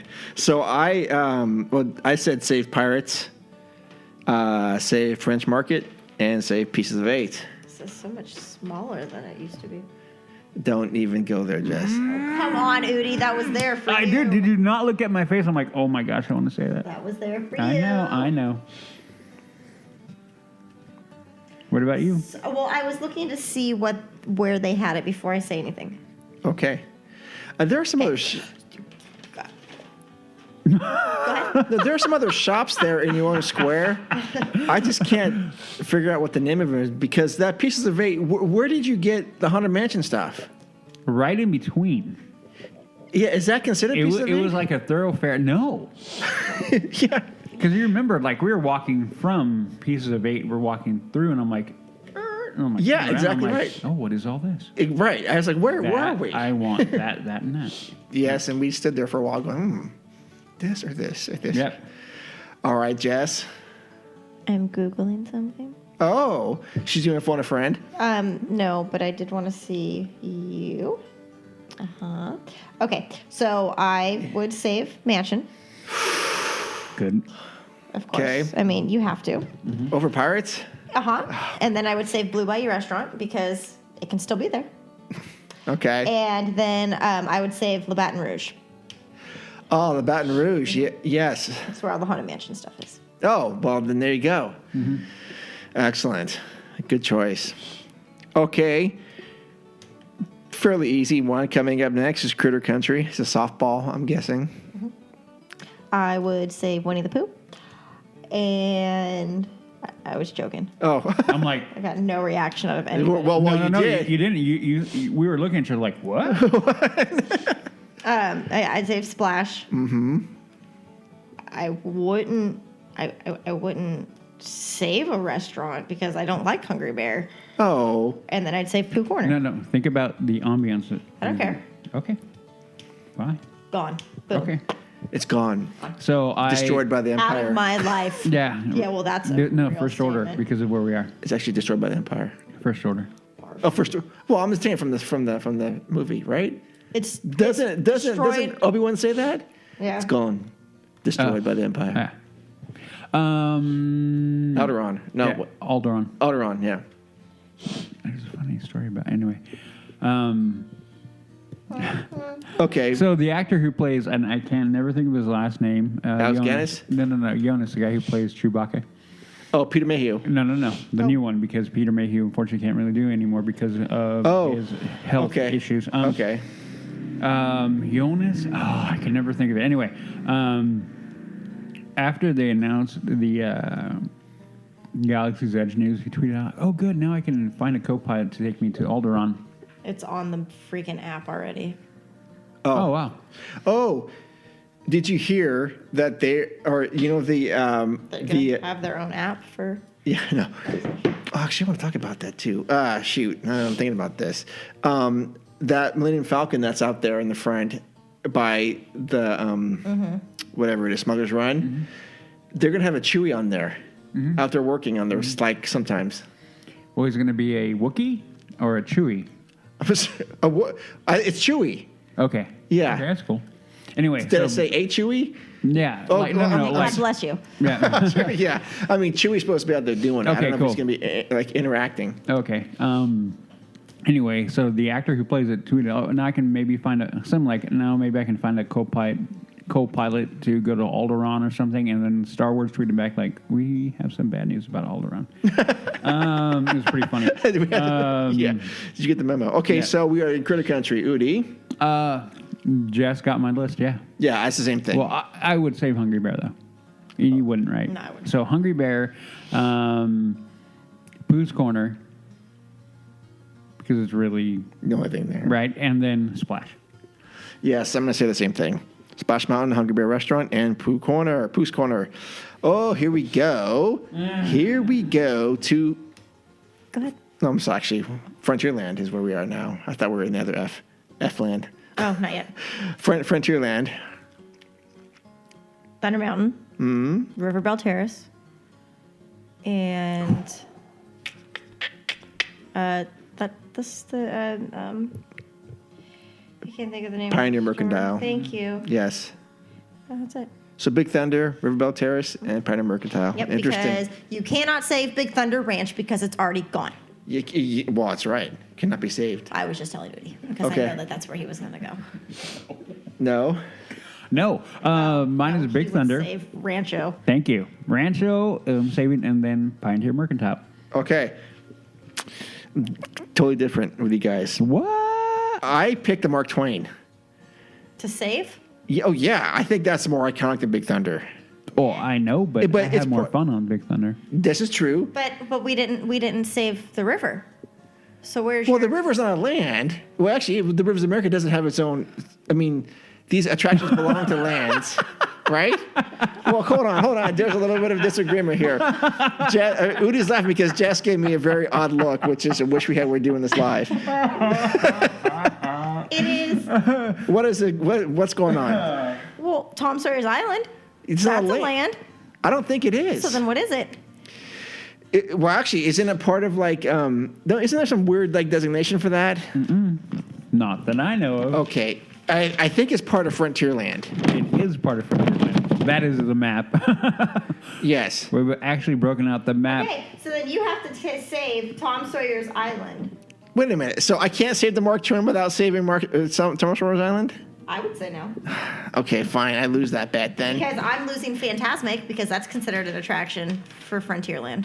Oh, is it really? Mm-hmm. Oh, okay. Well, then I'm picking Big Thunder then. I changed my mind. Uh-oh. Okay. I would save something food-wise in Critter Country. Harbor Galley. Oh, that's right. Yeah. I forgot about that. You would pick that over cool little corner. Precisely. Heck, yes, I would. It's a great corner. Well, Except that corner. I'm not saving the river, so then I have nothing to look at. What are you going to look at? But there's a harbor, technically. You're going to look at a lot of dirt, big hole in the ground. I like dirt. Okay. Yeah. Okay, so interesting. I guess I'm saving Big Thunder, Mountain River. Sorry, Mark. You can save your boat. Yes. I am going to throw a curveball here, though. I'm going to save the Golden Horseshoe. Oh, you know what? So. Yep. I had a feeling you would. But I mean, I don't ever. Yes, I just don't ever go against Rancho though. But I guess I'd say Golden Horseshoe, and I would say Pioneer Mercantile. Okay, got that all cleared up. Now here's the other F word. Fantasyland. Jess, do you want to lead us off? Sure. Okay. I would save Book. Mm-hmm. Then I would save Red Rose Tavern, which is not always Red Rose Tavern, but that's what I would save. Yeah. And then for a shop, I don't even know if the shop's there. And then one shop. The one that I would have saved was not there anymore. I don't even know the name of it off the top of my head. You have a map right there. There's no shops on this map. Yeah, not anymore because I might have gotten rid of it. That's why no. It's the one right when you walk through the castle on the right. On the right. It's the Castle Heraldry. Yeah, the Heraldry. That's what I would have saved. Do you know what's in it? Now it's a Christmas shop. It's a Christmas shop. Yeah. It's Christmas ornaments. I would save that. Oh, okay. Because I don't really need Mad Hatter. I don't need the hats. And then I don't need Bibbidi Bobbidi Boutique. So. Udi does, though. Yes, that's true. Prince Udi. Secret. We have to keep some secrets. Prince. Okay. I'm going to save Pan. Oh, nice. Red Rose. And then the heraldry shop isn't there, but I enjoyed that heraldry shop. Yeah. I actually think I got something there one time, like the actual the scroll. You with got the name something there. No, the scroll and the name and the whole. Like I went through the process of the heraldry thing. Oh, yep. Okay, but it gone. So it gone. Yeah. Okay, and I didn't even think about that shop, so I wrote the Mad Hatter down. Even though I've never bought anything there either. But am I actually going to save the Matterhorn? I have to. Of course. Mm-hmm. Yes. Everything else can just be destroyed, flattened by the Empire. The book can be filled in. Pan can take its last flight to Neverland as long as the Matterhorn's there. Mm-hmm. Red Rose Tavern, yeah. I don't know where else is there to eat.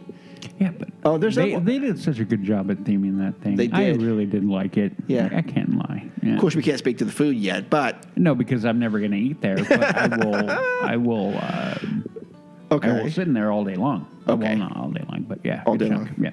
Okay. Tomorrowland, let's do it. What are we saving in Tomorrowland? There's actually quite a few choices in Tomorrowland. One. Nope. Yeah, I know. There is one, Jess. There could only be one. There can be more than one. Finding Nemo Submarine Voyage. Okay. You're saving that. You skipped Toontown. Well, we don't ever have... Oh, we needed to go there. Well, go ahead. Talk about what you want to save in Toontown. Yeah, you'd save Roger Rabbit's cartoons. I would not. Why? Nothing. And then they have really yummy hot dogs. Blow it all up. And then I wouldn't have to save a store. You get to meet Mickey and Minnie in their house, Udi. You could save those. Okay. We can all then collectively agree that we'll save all those three. And the rest can be demolished immediately. I would save Space Mountain. Then I would save really nothing for food. Pizza Port, which is now Pizza Planet. Mm-hmm. Because I don't like Tomorrowland Terrace. I think their food's garbage. Yeah, there has never been good there. I don't like their food. So yeah, Space, Pizza Port, and there's only one. Well, there's a couple shops there. No, there's Little Green Men, which is Shannon's favorite pin store. They always have the best pins. They do. They have some pretty and lanyards too. Yeah, they always have that. And then there's like the little shop inside. I got my pin there. That little one right where the. That what? Like that little shop. It's really small. Yeah. Yes. I got my first order pin there. Oh, your name tag. Yeah. Oh, that's right. That's right. There, and then there's even the shop inside where you get to go meet Chewie and all them. There's that store in there. Mm-hmm. Oh, in the launch bay. And then there's the other one that I can't think of Star the name Traders. right now. Star Traders. Yes. There's quite a few. Yeah. So what'd you pick? I don't know. Okay. Little Green Men. Okay, there you go. And Thoughts of Shannon. Oh, okay. Okay, I'm gonna go with Space, and then I'm gonna save Star Trader, and then Pizza Port, I guess. Yes. Okay. Guess. We're gonna save one. I want everyone to know that we did not save one churro cart. We did not. We've ruined Disneyland. Yes. And we didn't save the Dole Whip. And we didn't save. Well, no, you did dogs because either. at the Tropical Hideaway you can get them. Okay, so the Dole Whip. Yeah. Or corn dogs. All gone, bye-bye. Yeah, those are gone. All gone, completely gone. Destroyed by the Empire. Destroyed by the Empire.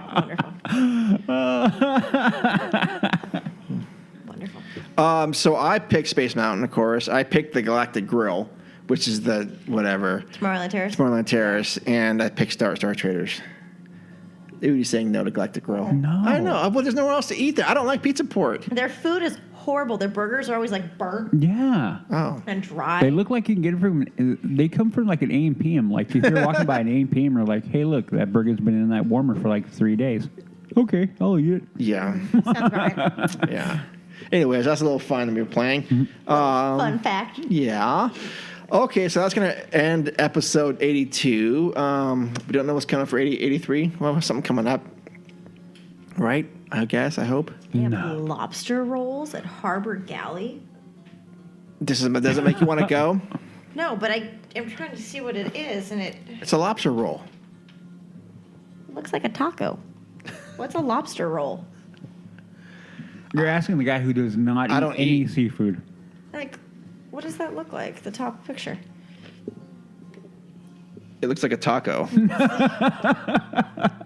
Unless, I mean, the light's bad, but no, it looks like a taco. Yeah. I don't know what that is. See? I don't know what that is. I don't either. But Okay. it's a lobster roll. I was Sure. thinking like a sushi roll, you know? Yeah. No, I don't think that's what it is. I think it looks like a sandwich or something, It right? looks like is it a chalupa? Yeah. Chalupa. With a soft shell and then the hard shell on the inside? Yeah. That's what it looks like. Okay. Ooh, they have Bengal rice plate now, Bengal barbecue. Oh, yeah, actually does look pretty good. Yeah, we can blow that up. Hell, heck yeah. It's gone. Okay, so episode 82 is in the books. 83 will be coming up. We don't know what we're doing yet. We never do. Will be probably more Star Wars Galaxies as review stuff. And we'll try to have someone on, maybe, hopefully. Who knows? Yeah.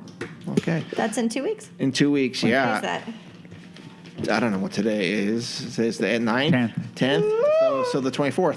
Okay. All right. So where can people find you, Jess? Facebook's Jessica Farfan. Snapchat code is on my Instagram, which is a Storybook Jess.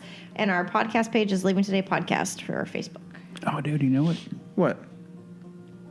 Oh, wait, go ahead. Okay, Udi, where can people find you? You can find me on my socials, which are Twitter, Instagram, and Snapchat, all haxgoalie, haxgoalie, and then my old show, my other show, old show because it's older. It is all Bad or Bad, which is all one word on everything except for Twitter and Instagram, which are Team Bad or Bad. One thing I forgot. Yes, sir. Throwing it in real quick. Okay. Quick thought on Captain Marvel. Go. Oh, so we saw that last night. I knew nothing about it. I really enjoyed it. I can't speak to the continuity of everything, but going in as someone who's kind of green with this stuff, I thought it was really, it was very entertaining, and it actually has me really interested in see what happens in the Endgame Avengers movie. But I thought it was one of the better ones that I had seen. I actually haven't seen any bad Marvel movies, to tell you the truth. They're all I mean, oh, wait a minute. I didn't like Ant-Man and the Wasp. I lost interest in that. It was on Netflix or something. I was like, yeah, I'm not really into it. But anyways, Captain Marvel, I thought was pretty good, and I would recommend it. Okay, so yeah, I mean, I enjoyed it overall. There are issues with it. I'm going to be watching it again because as we left, I had the same feeling. Well, you were unsettled. Well, no. I had the same feeling that I had when I left from watching Ant-Man and Wasp. Mm-hmm.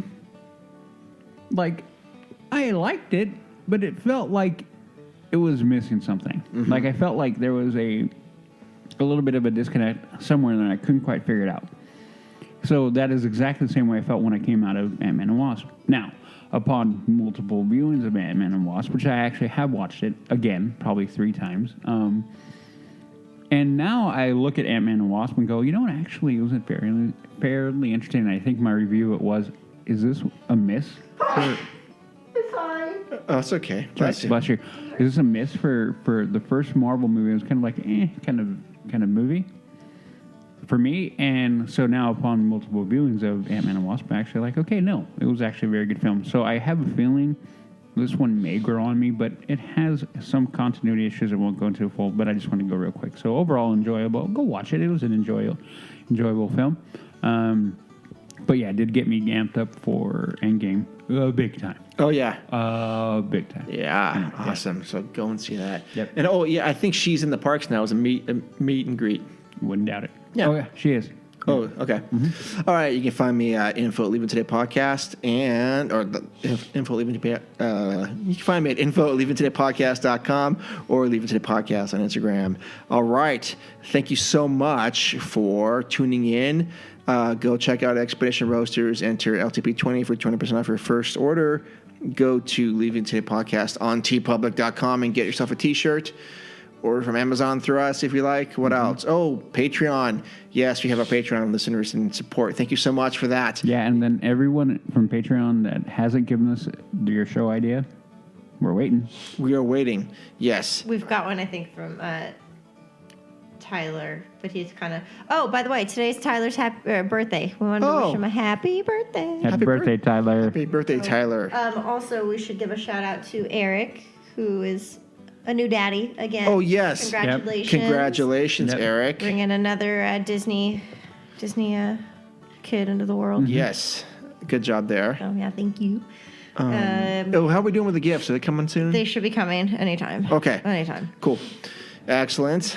All right. Until then, see you in the parks. Bye-bye. Bye.